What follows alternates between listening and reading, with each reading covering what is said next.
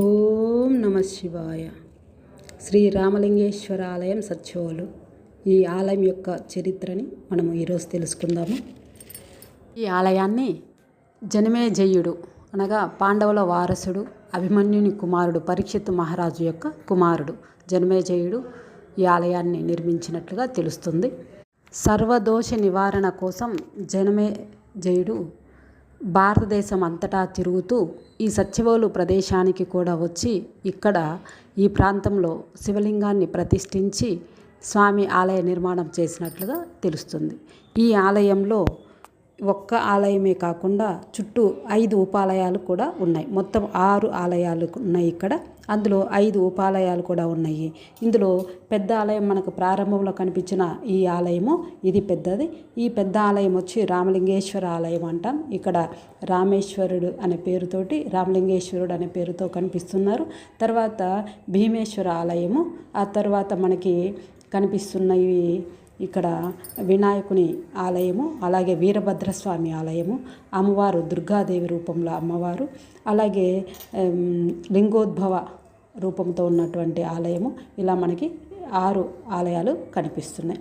ఇప్పుడు మనకు కనిపిస్తుంది పెద్ద ఆలయము శ్రీ రామలింగేశ్వర ఆలయము.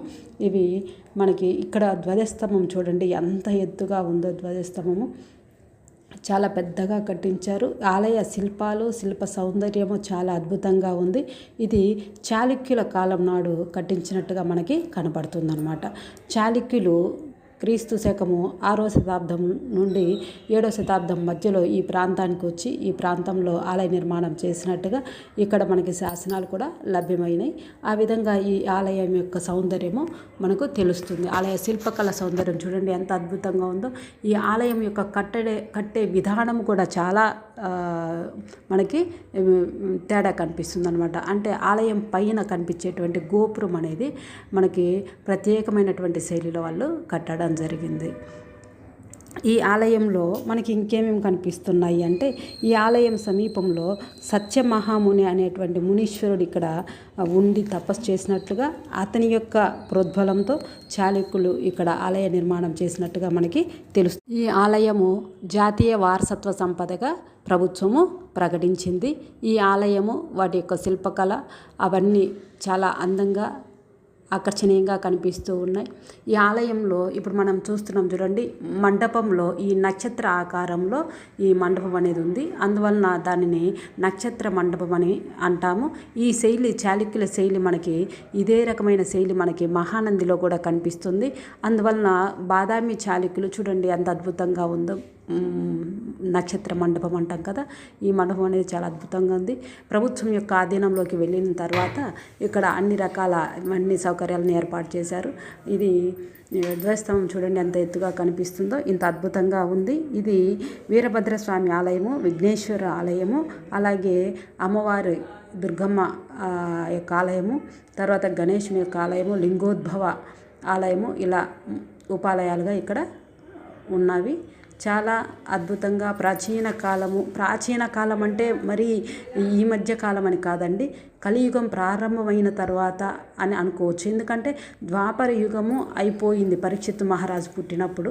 మరి ఆ ద్వాపర యుగం పరీక్షిత్ మహారాజు తర్వాత ఆయన కుమారుడు జనమేజయుడు రావడం వలన అప్పుడు ఈ యొక్క శివుణ్ణి ఆ పరమేశ్వరుణ్ణి ప్రతిష్ఠించడం జరిగింది. కాబట్టి దీన్ని మనము ఆ కాలం నాటిదిగా చెప్పుకోవచ్చు. చూడండి, ఓం నమ శివాయ, ఓం నమ శివాయ, ఓం నమ శివాయ.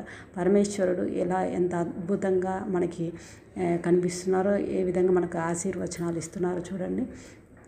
అంత అద్భుతమైనటువంటి అంత ప్రాచీనమైనటువంటి ఆలయము ప్రకాశం జిల్లాలోనే ప్రాచీనమైనటువంటి ఆలయంగా మనము ప్రాచీనమైన ఆలయాలలో ఒకటిగా మనము ఈ ఆలయాన్ని చెప్పుకోవచ్చు. ఇక్కడ ఈ ఆలయంలో మనకి వీరభద్రస్వామి కొలువై ఉన్నట్టుగా మనకి కనపడుతుంది అనమాట. ఇది యజ్ఞం చేసేదానికి వాళ్ళు ఏర్పాటు చేసినటువంటిది. చుట్టూ మండపం అంతా నక్షత్ర ఆకారంలో పెట్టారు కాబట్టి అందువల్ల దాన్ని నక్షత్ర మండపం అంటారు. నందీశ్వరుడు ఇక్కడ కనిపిస్తున్నటువంటి స్వామి వీరభద్రస్వామి మనకు కనిపిస్తున్నారు. ఓం నమో వీరభద్రాయ నమః. ఈ విధంగా ఈ ఆలయము భక్తుల చేత పూజలు అందుకుంటూ ఆలయంలో ఉన్నటువంటి ఆ పరమేశ్వరుడు రామలింగేశ్వర స్వామి పేరుతో ఆయన భక్తుల నుండి పూజల్ని అందుకుంటూ ఉన్నారు. ఇంత గొప్ప ఆలయం మన ప్రాంతంలో ఉండడం మనము అదృష్టంగా భావించవచ్చును. ఓం నమ శివాయ, ఓం నమ శివాయ, ఓం నమ శివాయ. ఇక్కడ నవరాత్రులు, మహాశివరాత్రి పండుగ, కార్తీక మాసంలో జరిగినటువంటి కార్యక్రమాలు, బ్రహ్మోత్సవాలు చాలా చక్కగా చేయడం జరుగుతుంది. అనేక మంది భక్తులు ఈ ప్రాంతానికి వచ్చి స్వామిని దర్శించుకొని వెళుతూ ఉంటారు. ఆ విధమైనటువంటి ప్రాచీన కాలమైన ఈ మధ్య కాలంలో అప్పుడప్పుడు ఇక్కడ అమ్మవారిని చూడండి ఒకసారి. ఓం నమ శివాయ, ఓం నమ శివాయ, ఓం నమ శివాయ, ఓం శ్రీమాత్రే నమః, ఓం శ్రీమాత్రే నమః.